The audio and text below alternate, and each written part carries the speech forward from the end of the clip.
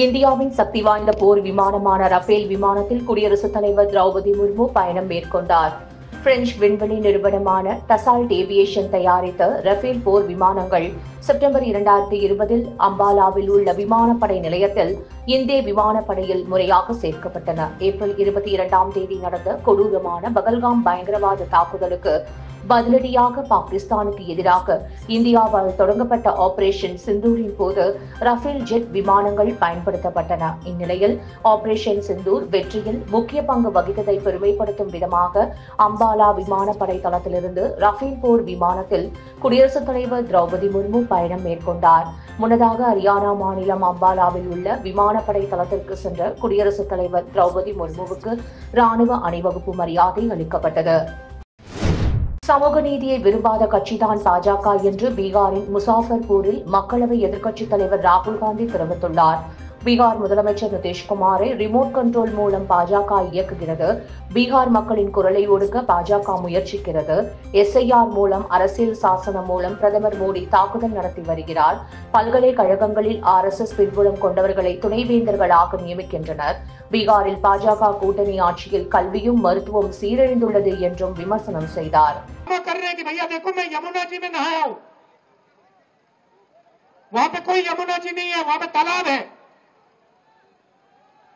नरेंद्र मोदी जी अपने swimming pool में नहाने गए, तालाब में नहाने गए। उनको यमुना से कुछ लेना देना नहीं, उनको छठ पूजा से कुछ लेना देना नहीं। उन्हें सिर्फ आपका वोट चाहिए। अगर आप कहोगे नरेंद्र मोदी जी आप ऐसा ड्रामा करो, वोट के लिए वो कर देंगे। जो भी करवाना है करवा लो। मैं कह रहा हूं आप उनको कहो कि देखो भैया हम आपको वोट देंगे, आप स्टेज पे आके नाच लो, नाच लेंगे। செயற்கை மழை பெய்ய வைக்கும் திட்டத்தை தற்காலிகமாக டெல்லி அரசு நிறுத்தி வைத்தது. டெல்லியில் செயற்கை மழையை பெய்விக்கும் முயற்சி தோல்வியடைந்ததை அடுத்து திட்டம் தற்காலிகமாக நிறுத்தி வைக்கப்பட்டுள்ளது. போதிய ஈரப்பதத்துடன் கூடிய மேக கூட்டங்கள் இல்லாததால் திட்டத்தை நிறுத்தி வைப்பதாக டெல்லி அரசு அறிவித்துள்ளது. செயற்கை மழை பெய்ய வைக்க 50% ஈரப்பதம் கொண்ட மேக கூட்டங்கள் வேண்டும் என்பது குறிப்பிடத்தக்கது. ஆம்ஸ்ட்ராங் கொலை வழக்கை CBI தான் விசாரிக்க வேண்டும் என இக்கொலை வழக்கில் கைதாகி சிறையில் உள்ள அஸ்வத்தாமன் உச்சநீதிமன்றத்தில் மனு தாக்கல் செய்துள்ளார். CBI விசாரணைக்கு மாற்றப்பட்டதற்கு எதிராக தமிழ்நாடு அரசு தொடர்ந்த வழக்கில் தன்னை இடையிட்டு மனுதாரராக சேர்க்க கோரி அவர் மனு தாக்கல் செய்துள்ளார். மோந்தா புயல் கரையை கடந்த நிலையில் ஆந்திராவில் கொட்டி தீர்க்கும் கனமழையால் மீனவர்களின் வீடுகள் அடித்து செல்லப்பட்டுள்ளன. ஆந்திராவில் மோந்தா புயல் காரணமாக கடந்த 2 நாட்களாக தொடர்ந்து கனமழை பெய்து வந்தது. நேற்று நள்ளிரவு 1 மணிக்கு மசூலிப்பட்டினம் காக்கிநாடா இடையே உள்ள நர்சிப்பட்டினம் அருகே கரையை கடந்த நிலையில் தொடர்ந்து கோனசீமா, விசாகப்பட்டினம், விஜயவாடா முதல் சிகாகுளம் வரை தொடர்ந்து மழை பெய்து வருகிறது. இந்நிலையில் ஸ்ரீசைலம் அணைக்கு செல்லக்கூடிய இடத்தில் மண் சரிவு ஏற்பட்டுள்ள நிலையில் அங்கு பாதாள கங்கை என்று அழைக்கக்கூடிய பகுதியில் 3 கடைகள் சேதமடைந்துள்ளது. அந்த பகுதியில் உள்ள மீனவர்கள் கிராமத்தில் உள்ள வீடுகள் அடித்து செல்லப்பட்ட நிலையில் இரவில் நீண்ட நேரம் மின்சாரம் துண்டிக்கப்பட்டு இருளும் சேர்ந்து காணப்பட்டது. இதேபோன்று பல ஆந்திர மாநிலத்தில் உள்ள பல கிராமங்களில் இருள் சூழ்ந்து காணப்பட்டது. தமிழக மக்கள் உரிமை மீட்பு பயணம் என்ற பெயரில் பாமக தலைவர் அன்புமணி ராமதாஸ் 100 நாட்கள் நடைபயணம் மேற்கொண்டு வருகிறார். இதன் ஒரு பகுதியாக சேலம் டேனிஸ்பேட்டை அருகே சேர்வராயன் மலைத்தொடரில் உற்பத்தியாகும் மேற்கு சரபங்கா ஆற்றை அன்புமணி ராமதாஸ் நேரில் பார்வையிட்டு ஆய்வு செய்தார். காரையாம்பட்டி, பனைப்பட்டி, பல்பாக்கி, ஓமலூர் வழியாக செல்லும் சரபங்கா நதியில் சுமார் 20,000 ஏக்கர் பாசனம் செய்யக்கூடிய நிலையில் டானிஷ்பேட்டை பகுதியில் சரபங்கா நதியின் குறுக்கே தடுப்பணை கட்ட வலியுறுத்தி ஆய்வு மேற்கொண்டார். இதைத் தொடர்ந்து செய்தியாளர்களை சந்தித்த அன்புமணி ராமதாஸ் இவ்வாறு கூறினார். இந்த பகுதிக்கு மட்டுமல்ல, காடையம்பட்டி பகுதி, டேனிஷ்பேட்டை பகுதி, இந்த பகுதிக்கு மட்டுமல்ல, இந்த நீரை முறையாக பயன்படுத்தினால் சேலம் மாநகருக்கு குடிநீர் ஆண்டுதோறும் கிடைக்கும். சில ஆண்டுகளில் இந்த கிழக்கு சரபங்கா மட்டும், அதாவது இந்த மேற்கு சரபங்கா இல்லாமல் கிழக்கு சரபங்கா இருக்கிறது. இது ரெண்டுமே ஓமலூருக்கு அருகிலே இணைந்து சரபங்கா நதியாக மாறி பிறகு இன்னும் மேற்கு சென்று கூழாம்பட்டியிலே காவிரி அணை ஆற்றிலே கலக்கிறது. ஆனால் சில ஆண்டுகளில் 4 TMC 5 TMC அளவிற்கு இந்த சரபங்கா நதியிலே நீர் சென்று காவிரியிலே வீணாக கலக்கிறது. வீணாக என்றால் மழை காலத்திலே காவிரியில் கலக்கின்ற நீர் அதற்கு கீழே சேமிக்க முடியாது. இதனால் அரசு இந்த பகுதியிலே ஒரு அணையை கட்ட வேண்டும். தடுப்பணை போதுமானது கிடையாது. ஒரு அணையை கட்டி இந்த தண்ணீரை சேமித்து இங்கே பகுதியில் உள்ள அனைத்து ஏரிகளுக்கும் இந்த தண்ணீர் எடுத்து செல்ல வேண்டும். வாக்காளர் பட்டியல் சிறப்பு தீவிர திருத்தம் தொடர்பாக சென்னை மாவட்ட தேர்தல் அலுவலர் ஆலோசனை நடத்தினார். சென்னை ரிப்பன் மாளிகையில் அனைத்து கட்சி பிரதிநிதிகளுடன் மாவட்ட தேர்தல் அலுவலர் நடத்திய ஆலோசனையில் திமுக, அதிமுக, காங்கிரஸ், இந்திய கம்யூனிஸ்ட், மார்க்சிஸ்ட், பாஜக, ஆம் ஆத்மி, நாதாக கட்சிகளின் பிரதிநிதிகள் பங்கேற்றனர். தமிழ்நாடு முதலமைச்சர் மு க ஸ்டாலின் தென்காசி மாவட்டத்திற்கு 10 புதிய அறிவிப்புகளை வெளியிட்டுள்ளார். தமிழ்நாடு முதலமைச்சர் மு க ஸ்டாலின் தென்காசி மாவட்டத்திற்கு வருகை தந்துள்ளார். இந்த அரசு விழாவில் கலந்து கொண்ட முதலமைச்சர் நலத்திட்ட உதவிகளை வழங்கினார். இதனைத் தொடர்ந்து பேசிய அவர், எழில் கொஞ்சும் உச்சம் தலையை போல் உள்ளங்களை குளிர்விக்கும் இந்த மண்ணில் வடக்கே உள்ள காசி போல் தெற்கே இந்த தென்காசியில் காசி விஸ்வநாதர் கோவில் உள்ளது. இந்த கோவிலிற்கும் நமது அரசுதான் குடமுழக்கு நடத்தியது. கலைஞர் கனவு இல்ல திட்டத்தின் கீழ் மாணவி பிரேமா மற்றும் இந்த திட்டத்தின் 1 லட்சமாவது வீடானது சுமதி முத்துக்குமார் என்பவருக்கு இன்றைய தினம் வழங்கப்பட்டுள்ளது என கூறினார். எங்கும் இயற்கை எழில் கொஞ்சும் மேற்கு தொடர்ச்சி மலையும் உச்சந்தலையைப் போல உள்ளத்தையும் இதமாக்கும் குற்றாலமும் இப்படி தூறலும் சாரலும் கொண்டு மக்கள் மனங்களை குளிர்விக்கும் மண் இந்த தென்காசி மண். வடக்கே ஒரு காசி என்றால் தெற்கே ஒரு தென்காசி என்ற சொல். காசி விஸ்வநாதர் கோவில் அமைந்திருக்கு. அப்படிப்பட்ட கோவில் குடமுழுக்கை 19 ஆண்டுகளுக்கு பிறகு கடந்த ஏப்ரல் மாதத்தில் நடத்திய மகத்தான அரசு நம்முடைய திராவிட மாடல் அரசு. குற்ற வழக்குகளில் 60 நாட்களில் குற்றப்பத்திரிகை தாக்கல் செய்து விசாரணை தொடங்குவதை உறுதி செய்ய நாடு முழுவதும் வழிகாட்டு நெறிமுறைகளை வகுத்து வெளியிட உள்ளதாக உச்சநீதிமன்றம் தெரிவித்துள்ளது. இந்திய குற்றவியல் நடைமுறை சட்டத்தின்படி நீதித்துறை நடுவர் மன்றத்தால் விசாரிக்கப்படும் குற்ற வழக்குகளில் 60 நாட்களில் குற்றப்பத்திரிகை தாக்கல் செய்ய வேண்டும். மேலும் குற்றப்பத்திரிகை தாக்கல் செய்தால் மட்டுமே விசாரணையை தொடங்க முடியும். ஆனால் இந்தியாவில் பல வழக்குகளில் இந்த நடைமுறை பின்பற்றப்படுவதில்லை என்ற குற்றம் சாட்டப்படுகிறது. இந்நிலையில் உச்சநீதிமன்றத்தில் நீதிபதி அரவிந்த்குமார் தலைமையிலான அமர்வு ஜாமீன் வழக்கு ஒன்று விசாரித்தது. விசாரணையின் போது அவ்வழக்கில் 2 ஆண்டுகளாக வழக்கில் குற்றப்பத்திரிகை தாக்கல் செய்து விசாரணை தொடங்காமல் இருப்பது தெரியவந்தது. இதனால் ஜாமீன் பெற முடியாமல் இருப்பதாகவும் குற்றவாளிகள் சுட்டிக்காட்டினர். இதனைத் தொடர்ந்து நீதிபதி அரவிந்த்குமார் தலைமையிலான அமர்வு இந்த விவகாரத்தில் நாடு முழுவதும் வழிகாட்டி நெறிமுறைகளை வகுக்க வேண்டியது அவசியமாக உள்ளது என்று தெரிவித்தது. 800 கோடி ரூபாய்க்கு மேல் பண பரிமாற்றம் நடந்துள்ளதாகவும் புகார்கள் எழுந்துள்ளது என்று எடப்பாடி பழனிசாமி குற்றம் சாட்டியுள்ளார். அதிமுக பொதுச் செயலாளர் எடப்பாடி பழனிசாமி எக்ஸ் தளத்தில் பதிவு ஒன்றை வெளியிட்டுள்ளார். அந்த பதிவில் எங்கும் ஊழல், எதிலும் ஊழல் என்று ஊரை அடித்து உலையில் போடும் திமுக ஆட்சியின் நகராட்சி நிர்வாகம் மற்றும் குடிநீர் வழங்கல் துறைகளில் காலியாக இருந்த பல்வேறு பதவிகளுக்கு புதிய ஊழியர்களை நியமிக்க நடைபெற்ற தேர்வில் முறைகேடுகள் நடைபெற்றதாகவும் இதில் சுமார் 800 கோடி ரூபாய்க்கு மேல் பண பரிமாற்றம் நடந்துள்ளதாகவும் புகார்கள் எழுந்துள்ளது. தமிழ்நாட்டில் பல்வேறு பகுதிகளில் வருமான வரித்துறையும் அமலாக்கத்துறையும் நடத்திய சோதனைகளின் விளைவாக இந்த ஊழல் கண்டுபிடிக்கப்பட்டதாக தெரிகிறது என சுட்டிக்காட்டியுள்ளார். தமிழக வெற்றிக் கழகத்தின் சிறப்பு பொதுக்குழு கூட்டம் நவம்பர் 5ஆம் தேதி நடைபெறும் என்று அந்த கட்சியின் தலைவர் விஜய் அறிவித்துள்ளார். இது தொடர்பாக தாவேகா தலைவர் விஜய் வெளியிட்டுள்ள அறிக்கையில், கட்சியின் அடுத்த கட்ட தொடர் நிகழ்வுகள் மற்றும் செயல்பாடுகள் குறித்து விவாதிக்க வேண்டும். ஆகவே இவை குறித்து முடிவுகள் எடுக்கும் பொருட்டு கட்சியின் இதயமான பொதுக்குழுவின் சிறப்பு கூட்டத்தை கூட்ட முடிவு செய்துள்ளோம். அதன்படி வருகின்ற நவம்பர் 5ஆம் தேதி புதன்கிழமை அன்று நம் தமிழக வெற்றிக் கழகத்தின் சிறப்பு பொதுக்குழு கூட்டம் மாமல்லபுரம் 4.7 ஷேப்டன் ஹோட்டல் காலை 10 மணிக்கு நடைபெற உள்ளது என்று குறிப்பிட்டுள்ளார். தஞ்சாவூர் அன்னை சத்யா விளையாட்டு மைதானத்தில் 66வது குடியரசு தின மாநில அளவிலான தடகள போட்டிகள் புதன்கிழமை தொடங்கியது. வரும் 3ஆம் தேதி வரை நடைபெறும் இந்த போட்டியை பள்ளிக்கல்வித்துறை அமைச்சர் மகேஷ் பொய்யாமொழி, உயர்கல்வித்துறை அமைச்சர் கோவி செழியன் ஆகியோர் கொடியசைத்து தொடங்கி வைத்தனர்.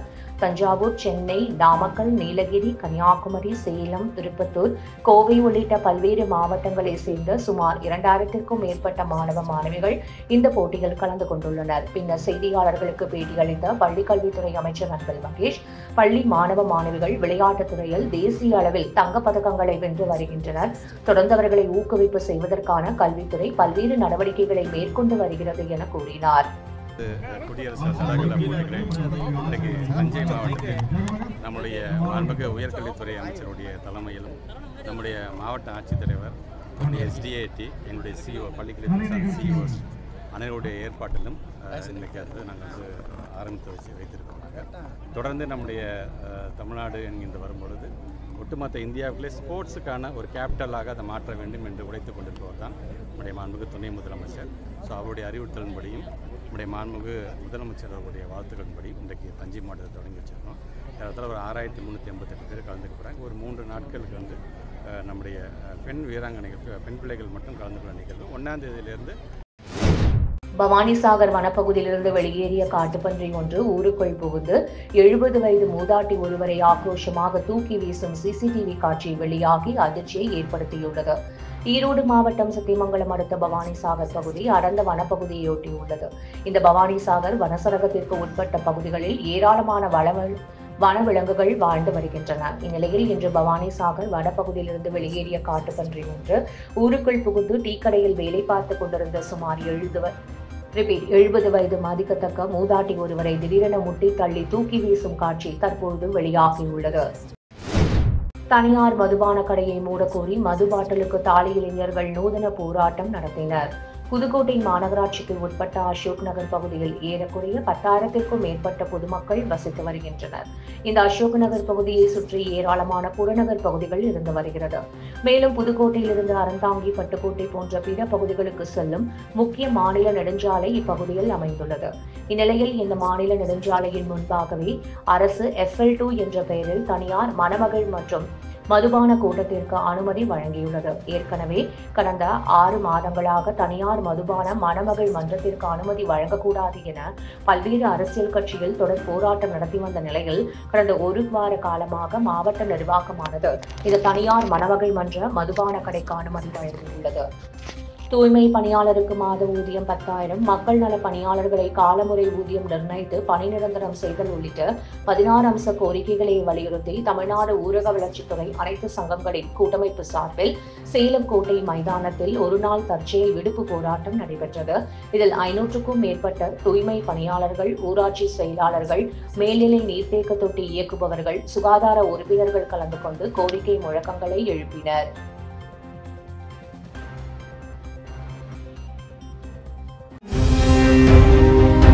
புதுக்கோட்டையில் செய்தியாளர்களை சந்தித்த கனிமவளத்துறை அமைச்சர் ரகுபதி செய்தியாளர்களுக்கு பேட்டியளித்தார். அப்போது பேசிய அவர் 26 தேர்தலில் பாஜக தான் காணாமல் போகுமே தவிர திமுக கிடையாது. திமுகவின் 2.0 ஆட்சி 2026 அமையும் என கூறினார். அதாவது 2026 தேர்தலுக்கு பிறகு பாஜக தமிழ்நாட்டிலிருந்து காணாமல் போகுமே தவிர எங்களுடைய தலைவர் காணாமல் போக மாட்டார். மீண்டும் எங்களுடைய பார்ட் 2 நிச்சயமாக திராவிட மாடல் ஆட்சியினுடைய 2ஆம் பாகம் தொடரும். நம்ம தமிழ்நாட்டிலேருந்து புலம்பெயர்ந்து வடநாட்டுக்கு போறவங்க அங்கேயே நிரந்தரமா தங்கிடுறாங்க. அங்கேருந்து 3 மாசத்துக்கு ஒரு இடம் போறதில்ல. ஆனா பீகார்ல இருந்து வர்றவங்க கோயம்புத்தூர்ல 3 மாசம் வேலை பார்க்கறாங்க, திருப்பூர்ல 3 மாசம் வேலை பார்க்கறாங்க, திருச்சியில 3 மாசம் வேலை பார்க்கறாங்க, திருநெல்வேலியில 3 மாசம் வேலை பார்க்கறாங்க. இப்படி அவர்கள் அடிக்கடி இடத்தை மாற்றிக்கொண்டு இருக்கின்றார்கள். தற்காலிகமாகத்தான் அவர்கள் இருக்கிறார்கள். தமிழ்நாட்டில இருந்து செல்கின்றவர்கள் அங்கேயே நிரந்தரமாக இருக்கின்றார்கள். எனவே அவர்களை நிரந்தரவாசிகளாக, இவர்கள் தற்காலிகமாக வந்து ஒவ்வொரு இடத்திலே நிரந்தரமாக இருக்கக்கூடியவர்கள் அல்ல. தேனி மாவட்டம் கம்பம் அருகே உள்ள ராயப்பன்பட்டி கிராமத்தில் சண்முக நதி அணை அமைந்துள்ளது. 52.50 அடி உயரம் கொண்ட இந்த அணையின் நீர்பிடிப்பு பகுதிகளில் பெய்து வரும் தொடர் மழையின் காரணமாக நீர்வரத்து அதிகரித்து வந்தது. கடந்த வாரம் முழு கொள்ளளவான 52.50 அடி எட்டியது. அணை நிரம்பியதை அடுத்து அந்த பகுதி விவசாயிகள் பாசனத்திற்கு தண்ணீர் திறக்குமாறு அரசுக்கு கோரிக்கை விடுத்து வந்தனர். அதனை ஏற்று தமிழக முதல்வர் ஆணைப்படி உத்தம்பாளையம் வட்டார ராயப்பன்பட்டி கிராமத்தில் உள்ள சண்முகா நதி அணையில் இருந்து பாசனத்திற்கு தண்ணீர் திறக்கப்படும் என அரசு சார்பில் அறிவிக்கப்பட்டது. உத்தமபாளையம் கோட்டாட்சியர் சையது முகமது சண்முகா நதி அணையில் இருந்து பாசனத்திற்காக தண்ணீர் திறந்து வைத்தார். நெல்லை வண்ணாரப்பேட்டையில் 16 அம்ச கோரிக்கைகளை வலியுறுத்தி ஊரக வளர்ச்சித்துறை சங்கத்தின் ஆர்ப்பாட்டத்தில் ஈடுபட்டனர். தமிழ்நாடு ஊரக வளர்ச்சித்துறை அனைத்து சங்கங்களின் கூட்டமைப்பினர் ஒருநாள் தற்செயல் விடுப்பு எடுத்து நெல்லை வண்ணாரப்பேட்டையில் ஆர்ப்பாட்டம் நடத்தினர். ஆர்ப்பாட்டத்திற்கு தமிழ்நாடு ஊராட்சி செயலாளர் சங்க மாநில துணைத் தலைவர் முத்துக்குட்டி தலைமை வகித்தார். இந்த ஆர்ப்பாட்டத்தில் தூய்மை காவலர்களின் மாதாந்திர ஊதியத்தை 10,000 உயர்த்தி வழங்கிட வேண்டும், மேல்நிலை நீர்த்தேக்க தொட்டி இயக்குபவர்களின் பணி காலத்தினை கருத்தில் கொண்டு சிறப்பு காலமுறை ஊதியம் 15,000 வழங்கிட வேண்டும், ஊராட்சி செயலாளர்களை தமிழக அரசின் ஓய்வூதிய திட்டத்தில் இணைத்து ஊராட்சி ஒன்றிய பதிவர எழுத்தருக்கு பொருந்தும் அனைத்து சலுகைகளும் வழங்கிட வேண்டும் உள்ளிட்ட கோரிக்கைகள் முன்வைத்தனர். நெல்லை மாவட்டம் கூடங்குளம் அணு உலையில் வருடாந்திர பராமரிப்பு பணிக்காக 2வது உலையில் மின் உற்பத்தி நிறுத்தப்பட்டது. நெல்லை மாவட்டம் கூடங்குளத்தில் மத்திய அரசுக்கு சொந்தமான அணுமின் நிலையம் இயங்கி வருகிறது. இங்கு 1வது மற்றும் 2வது அணு உலையில் தலா 1000 மெகாவாட் மின் உற்பத்தி செய்யப்பட்டு வருகிறது. 3வது மற்றும் 4வது அணு உலை பணிகள் 85% நிறைவடைந்த நிலையில் 5 மற்றும் 6வது அணு உலைகளில் பூர்வாங்க பணிகள் நடைபெற்று வருகின்றன. இந்நிலையில் வருடாந்திர பராமரிப்பு பணி மற்றும் எரிகோல் நிரப்பும் பணிக்காக 2வது அணு உலையில் மின் உற்பத்தி நேற்று இரவு நிறுத்தப்பட்டுள்ளது. இதனால் தமிழகத்திற்கு கிடைக்க வேண்டிய 1000 மெகாவாட் மின் உற்பத்தி பாதிக்கப்பட்டுள்ளது. பராமரிப்பு பணிகள் முடிந்து அடுத்த ஆண்டு ஜனவரி மாதம் 3ஆம் தேதி மீண்டும் மின் உற்பத்தி துவங்கும் என அணு உலை வட்டாரங்கள் தெரிவித்துள்ளன.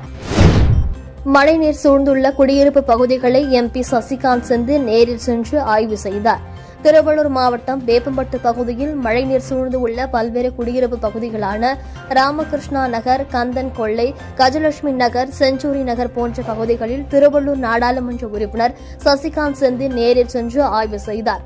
அப்போது மழைநீர் கழிவுநீர் உடன் கலந்து வீடுகளுக்குள் புகுந்து விடுவதாகவும் விஷப்பூச்சிகள் வீடுகளுக்குள் வருவதாகவும் குடியிருப்பு பகுதியில் மழைநீர் தேங்கி நிற்பதால் நோய் தொற்று பரவும் அபாயம் உள்ளதாக பொதுமக்கள் தெரிவித்தனர். இதனைத் தொடர்ந்து பேசிய MP சசிகாந்த் செந்தில் குடியிருப்பு பகுதியில் சூழ்ந்துள்ள மழைநீரை வெளியேற்றுவதற்காக முன்னேற்பாடுகள் செய்துள்ளதாகவும் விரைவில் அதனை சரி செய்து மக்கள் இயல்பு வாழ்க்கைக்கு திரும்ப வழிவகை செய்துள்ளதாகவும் அவர் கூறினார். கிருஷ்ணகிரி அருகே ஒற்றை காட்டு யானை தாக்கியதில் விவசாயி உயிரிழந்த நிலையில் உடலை எடுக்க விடாமல் கிராம மக்கள் சாலை மறியலில் ஈடுபட்டதால் பரபரப்பு ஏற்பட்டது. கிருஷ்ணகிரி மாவட்டம் மகாராஜா கடை வனப்பகுதியில் 10க்கும் மேற்பட்ட காட்டு யானைகள் முகாமிட்டுள்ளன. இந்த காட்டு யானைகள் 3 ஆண்டுகளாக மகாராஜா கடை வனப்பகுதியை ஒட்டியுள்ள கிராமங்களில் புகுந்து விவசாய நிலங்களை சேதப்படுத்தி வருகின்றன. இந்நிலையில் நேற்று இரவு மகாராஜா கடை அடுத்த நாரளப்பள்ளி கிராமத்தைச் சேர்ந்த விவசாயி வேணுகோபால் என்பவர் கிராமத்தின் அருகே உள்ள அவருடைய தோட்டத்திற்கு காவலுக்கு சென்றுள்ளார். அப்போது அங்கு வந்த காட்டு யானை அவரை தாக்கியதில் வேணுகோபால் சம்பவ இடத்திலேயே உயிரிழந்தார். காலையில் தோட்டத்திற்கு சென்று பார்த்த குடும்பத்தினர் வேணுகோபால் உடலை கண்டு அதிர்ச்சி அடைந்தனர். இதனையடுத்து தகவல் அறிந்து சம்பவ இடத்திற்கு விரைந்து வந்த வனத்துறையினர் மற்றும் மகாராஜா கடை போலீசார் உடலை மீட்க முயன்றனர். அப்போது வேணுகோபாலின் உறவினர்கள் மற்றும் கிராம மக்கள் போலீசாருடன் வாக்குவாதத்தில் ஈடுபட்டனர்.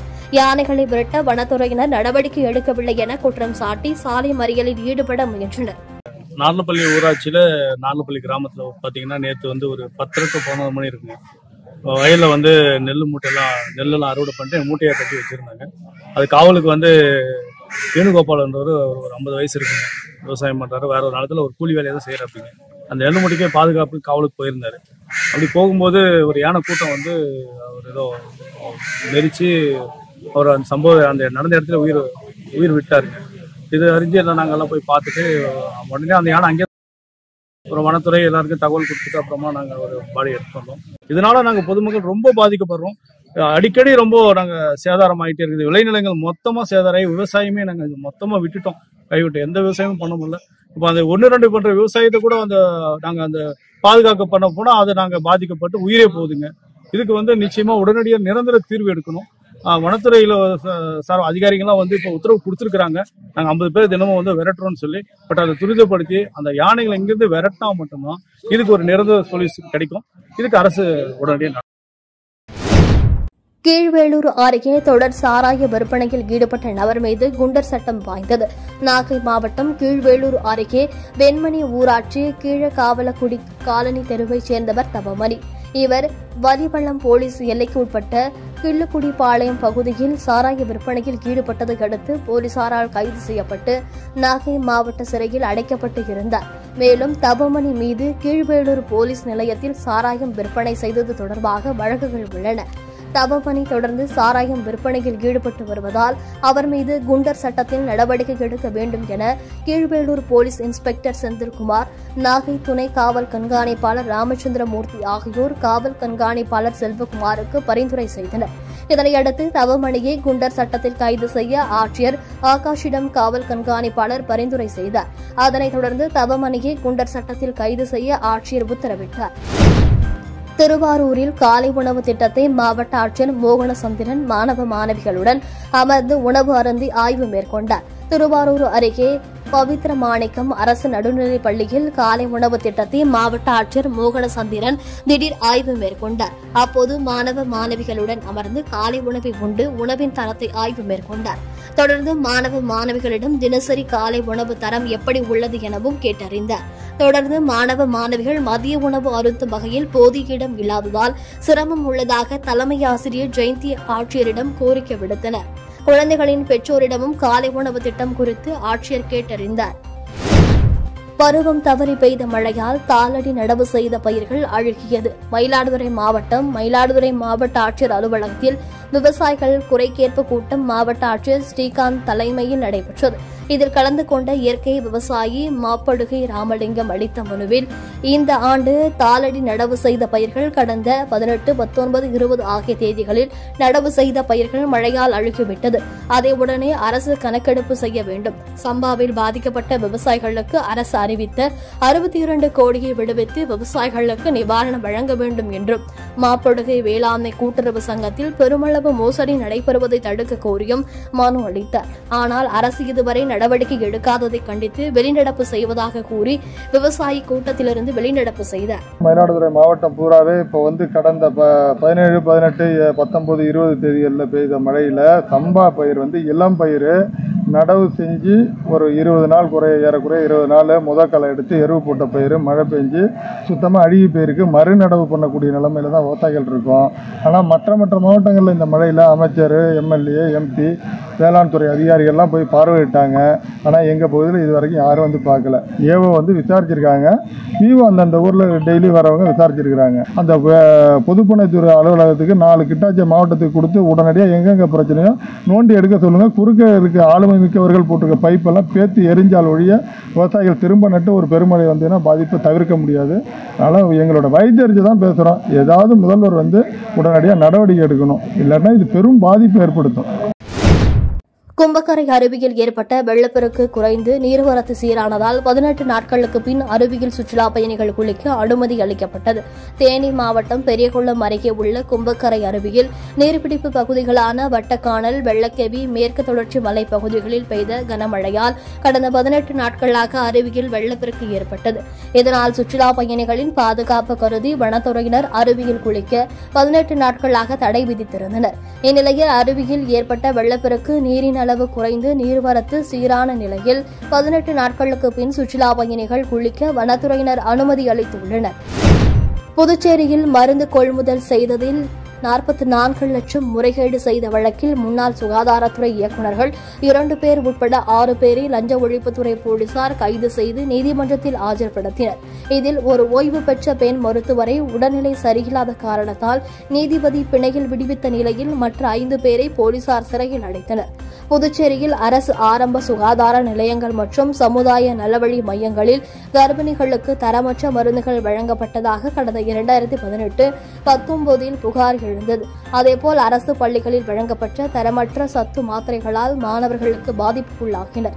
2 குறிப்பிட்ட தனியார் ஏஜென்சிகள் இந்த தரமற்ற மருந்து மாத்திரைகளை வழங்கியதும் புதுச்சேரி தேசிய ஊரக சுகாதார இயக்க மருந்தாளர் நடராஜன் மற்றும் NRHM அதிகாரிகளுக்கும் இதில் தொடர்பு இருப்பதும் மருந்தாளர் நடராஜனின் மனைவி புனிதா மற்றும் நண்பரின் ஏஜென்சிகள் மூலமாக இந்த மருந்து மாத்திரைகளை கொள்முதல் செய்து முறைகேட்டில் ஈடுபட்டதும் இதன் மூலமாக அரசுக்கு 44 லட்சம் இழப்பு ஏற்படுத்தியதும் தெரியவந்தது.